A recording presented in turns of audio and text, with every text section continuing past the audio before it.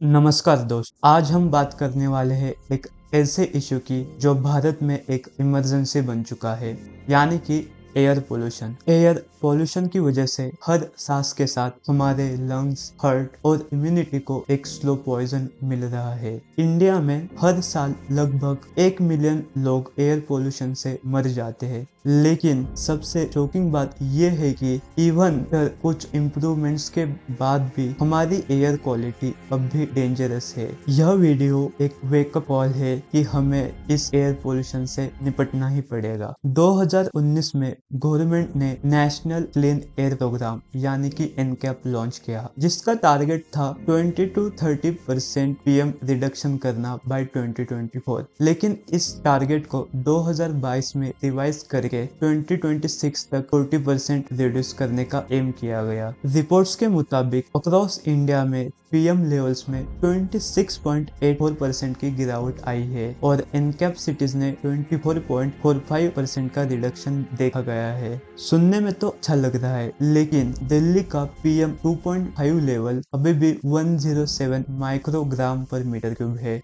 WHO का standard है 5 microgram पर मीटर क्यूब, मतलब उस स्टैंडर्ड से 20 गुना ज्यादा। ये कोई अचीवमेंट नहीं, यह एक इमरजेंसी है। अगर एनकैप मिशन के टॉप परफॉर्मेंस देखे जाए तो वो है वाराणसी, जिसमें 76.4% का पोल्यूशन रिडक्शन देखा गया, मुरादाबाद जिसमें 58%। लेकिन इनकी भी एयर WHO के लिमिट से 8 से 10 गुना ज्यादा है। इन सिटीज में इम्प्रूवमेंट्स तो दिखती है, लेकिन इन सिटीज की हवा अभी भी सेफ नहीं है। और दूसरी तरफ औरंगाबाद, जिसमें 52.3% का पोल्यूशन इंक्रीज हुआ है, मंदीदीप जहां 46.7% का इंक्रीज देखा गया और तिरुपति में 46%।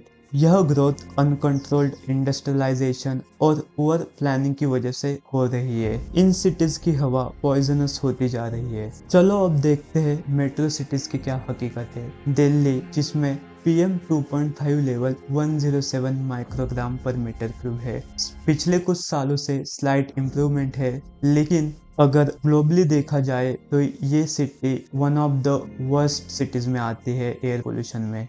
दिवाली और विंटर में इस सिटी की हवा टॉक्सिक बन जाती है।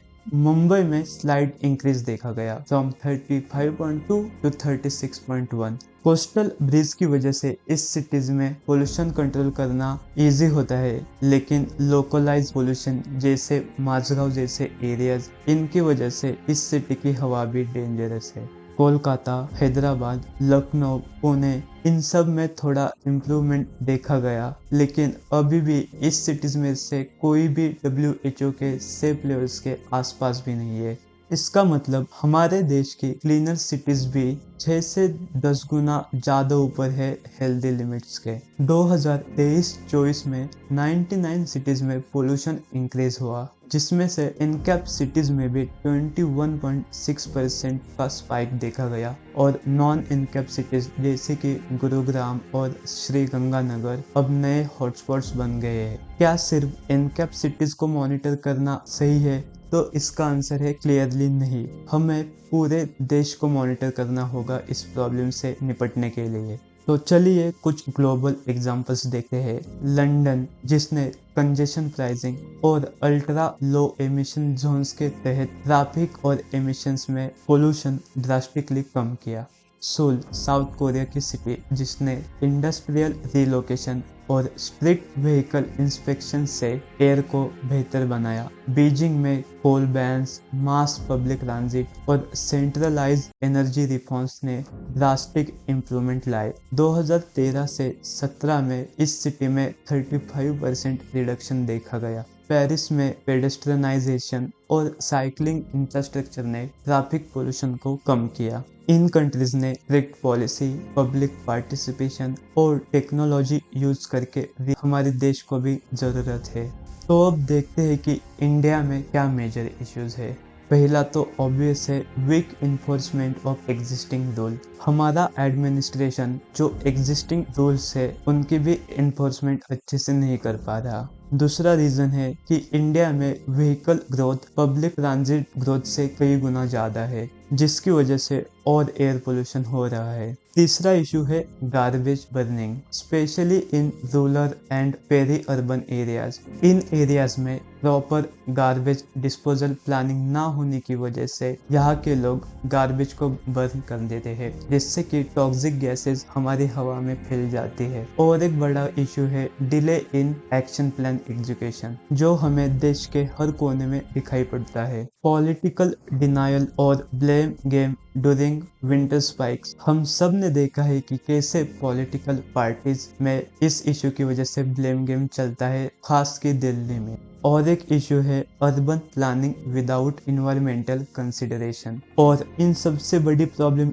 ये है कि अभी भी पब्लिक एंगेजमेंट बहुत कम है। गुजरात के नंदेसरी में 189.6% का इंक्रीज, आसाम के सिलचर में 140.3% का इंक्रीज। ये दिखाता है कि इंडिया में एयर पोल्यूशन ये कोई छोटी प्रॉब्लम नहीं है। और इन सब चीजों के बावजूद भी अभी भी कई जगह पे मॉनिटरिंग सिस्टम्स नहीं है। तो अगर हम पोल्यूशन को मेजर ही नहीं कर पा रहे तो इसका सॉल्यूशंस कैसे फाइंड करेंगे और इसको सॉल्व कैसे करेंगे। अब देखते हैं कि इन चीजों के क्या सॉल्यूशंस है। पहला सॉल्यूशन है यूनिवर्सल मॉनिटरिंग नेटवर्क, यानी कि हर डिस्ट्रिक्ट में रियल टाइम एक्यूआई एनालिसिस होना चाहिए, जिससे हमें पता चलेगा कि किस एरिया की हवा प्रदूषित है और किस कारण की वजह से यहाँ पे प्रदूषण हो रहा है, जिस पे हम काम कर सकते हैं। दूसरा सॉल्यूशन है पब्लिक ट्रांसपोर्ट रिवैम्प, यानी कि ज्यादा से ज्यादा पब्लिक ट्रांसपोर्ट का यूज करना, जैसे कि मेट्रो, सीएनजी और ईवी बसेस और टैक्सीज। डाटा दिखाता है कि प्राइवेट ट्रांसपोर्ट से कई ज्यादा पोल्यूशन फैलता है पब्लिक ट्रांसपोर्ट से। तीसरा सॉल्यूशन है ग्रीन बिल्डिंग नॉर्म्स। हमारे देश में pollution free construction with strict check होना चाहिए, क्योंकि नियरली 10 से 15% पोल्यूशन कंस्ट्रक्शन से ही आता है। चौथा सॉल्यूशन है क्रॉप वेस्ट सॉल्यूशन। सिर्फ ब्लेम गेम से हम इस इशू को सॉल्व नहीं कर सकते। इसके बजाय हमें बायोडिकम्पोजर्स जैसे चीजों को प्रमोट करना चाहिए और किसानों को एक सॉल्यूशन देना चाहिए जो कि पोल्यूशन फ्री हो। पांचवा प्रॉब्लम है urban foresting and tree mapping. अगर हम अर्बन एरियाज में ज्यादा प्लांटेशन करेंगे तो इसकी वजह से अर्बन हीट आइलैंड वाला प्रॉब्लम भी कम होगा और वहाँ की एयर क्वालिटी भी बढ़ेगी। सातवां सबसे बड़ा सॉल्यूशन है कि पब्लिक अवेयरनेस। अगर पब्लिक ही अवेयर नहीं होगी और इन चीजों पे आवाज नहीं उठाएगी तो पॉलिटिकल पार्टीज और गवर्नमेंट इस पे ध्यान नहीं देगी। लेकिन अगर पब्लिक अवेयर होके इन चीजों पे सवाल पूछेगी तो गवर्नमेंट को इन चीजों पे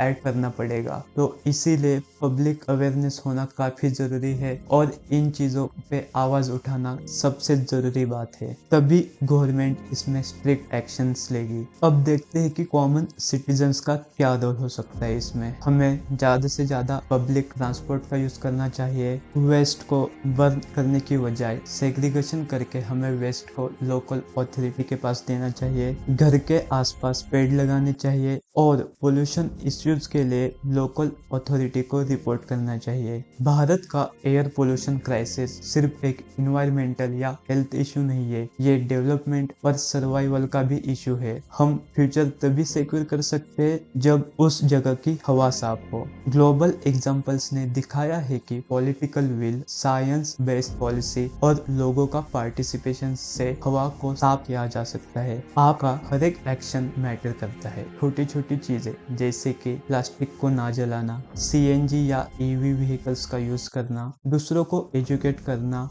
यह चीजें बहुत बड़ी चेंज ला सकते हैं। तो चलिए आज एक प्लेज लेते हैं, हम सांस लेंगे लेकिन बिना जहर के। धन्यवाद।